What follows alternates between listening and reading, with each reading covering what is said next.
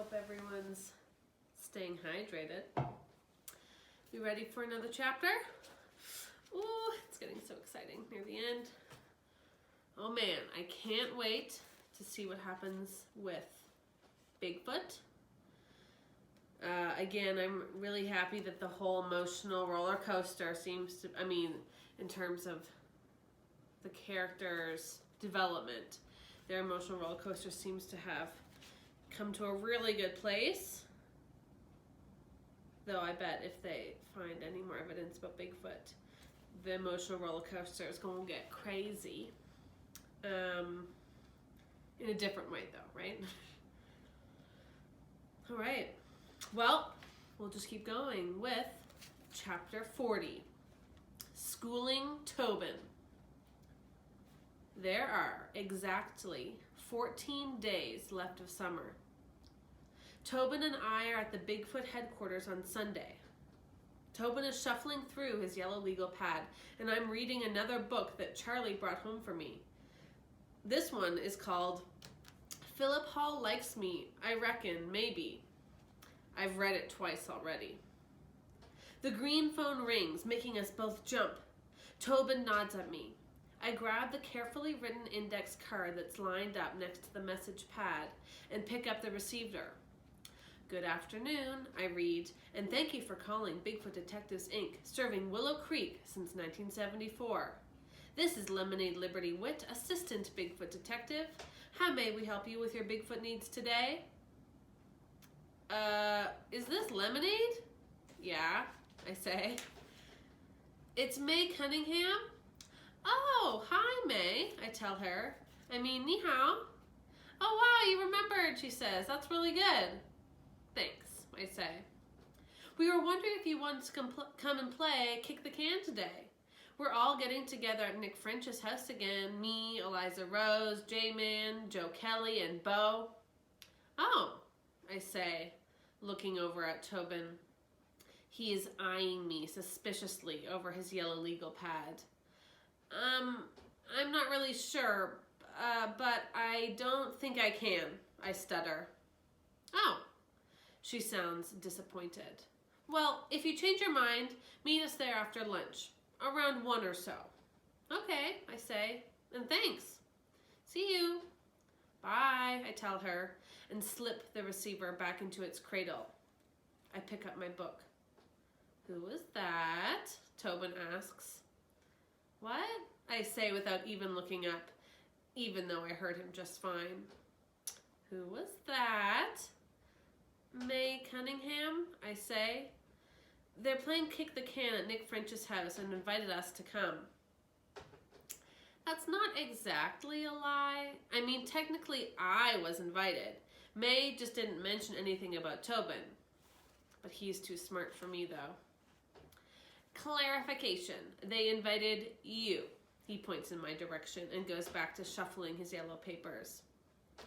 Well, you could go too. If you wanted to, you could. Oh yeah? Who says? I say. Why would I want to play with those guys anyway? Why not? Because, he says. Because isn't a reason. It is just because of the prank calls? Or is it just because of the prank calls? No, it's not just the prank calls. The girlfriend cracks? No, not just the girlfriend cracks either. Well, it seems to me that nothing is that big of a deal that you can't try to make friends with them. You go to the same school and all. That's not my choice, he says. I don't do anything to them. Yeah, but you can still try to change it. Yeah, well, if you were the only one who had dodgeballs whip at your head every recess since kindergarten, you might not feel that way, he mumbles. What? He doesn't look up at me. They whip balls at your head? Only every day, he says. What else? They call me names. Names? Mean ones, too. The more he tells me, the more it makes my volcano bubble up, but not for me. For him. Every day since kindergarten, I ask? Minus weekends and major holidays, he says. I didn't know it was that bad. And then there was the time they locked me in the girls' room. Are you kidding me? I ask. Isn't that... I slam my book closed. We're going. But Lemonade, I hold up my hand. Remember when I told you I was going to teach you a thing or two about standing up to those guys? He nods. Well, school's in session. He looks at me, confused. School doesn't start for another 14 days, he tells me. What? No, never mind. Let's just go. Go where? He asks. You'll see. Do you know where Lem is going to take him? Or do you have any suspicions about what might happen?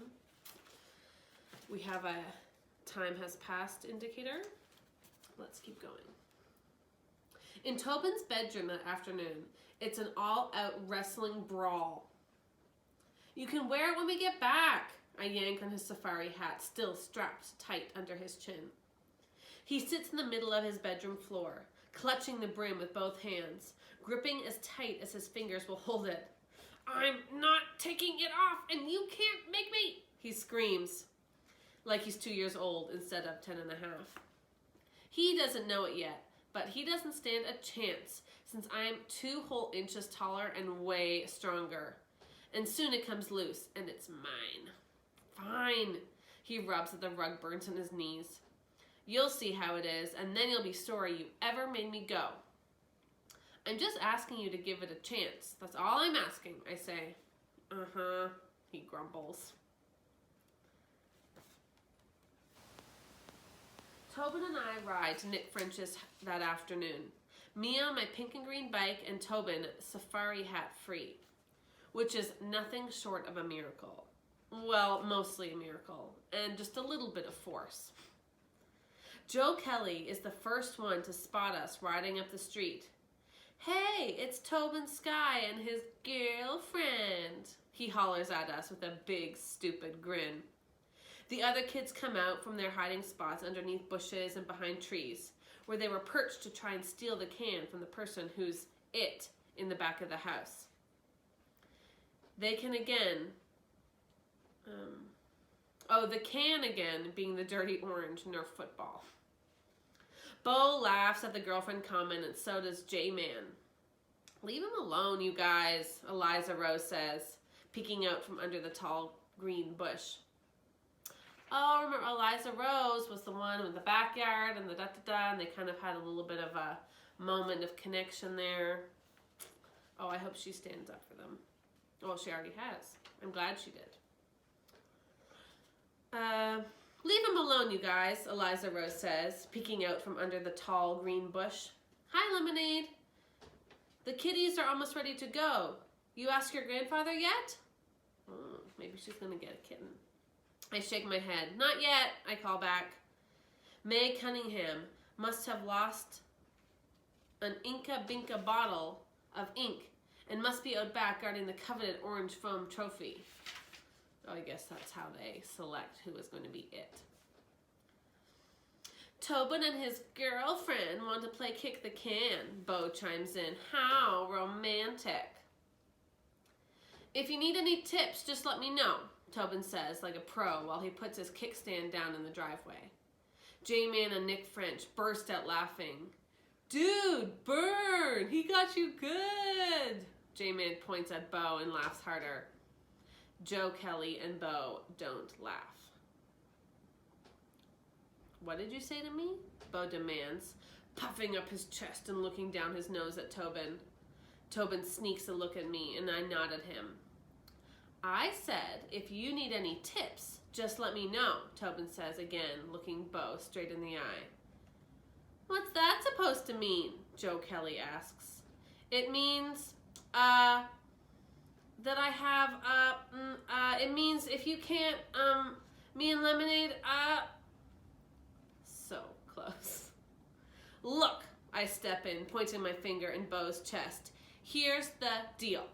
If I hear another thing about dodgeballs or the girls' bathroom, or if I pick up the receiver and hear your stupid voice screeching over the phone, you're going to have to deal with me. Do we understand each other? And his name is Tobin, get it?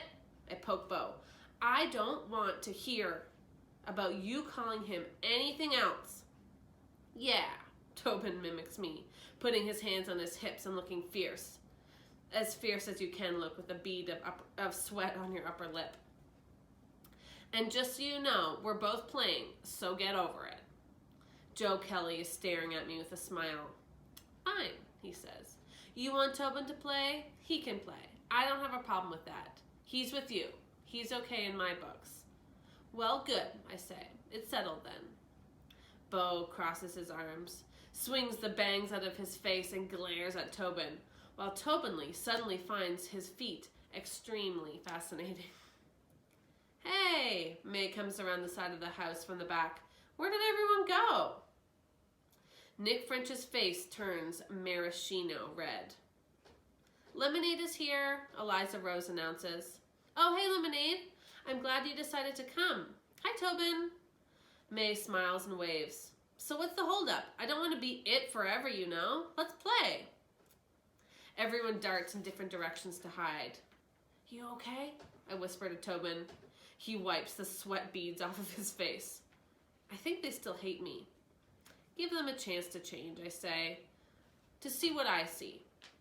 I'm telling you, the war isn't over just because you brought me here.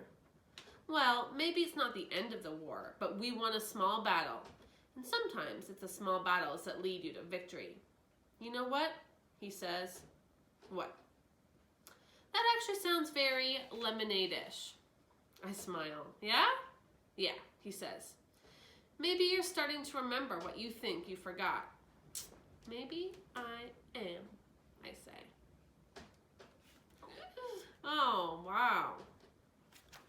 It's so nice to see friends sticking up for friends and how the power of playing together and just spending time with people is really all we need to get over our differences sometimes, right? That's nice thing to remember once in a while, because sometimes, especially in books, they can really dramatize. Oh boy. They can really dramatize, like, oh, you know, the stereotype fighting and arguing and da-da-da. That's maybe not how it would happen in real life, but in small ways, stuff like that might happen in real life, right? Maybe feeling left out or whatever, and I like that they're giving an example of how just playing together can really help people, you know, get over those hurdles from back in the day or whatever it is that's keeping them apart, right? Keeping them from being friends. That's nice. Curious to see what's going to happen there with the whole friend school situation. I'm really curious to see what happens with the whole Bigfoot situation. But apparently they're making us wait for it, which is, you know, fair enough. That's how you build the tension, right? For an exciting next chapter. So I guess next time we'll see what happens for chapter 41, titled A Nest. Dun dun dun. I wonder what nest, or whose nest, or what that could possibly mean. But until then, make sure you're drinking plenty of water, staying hydrated, and I'll see you soon.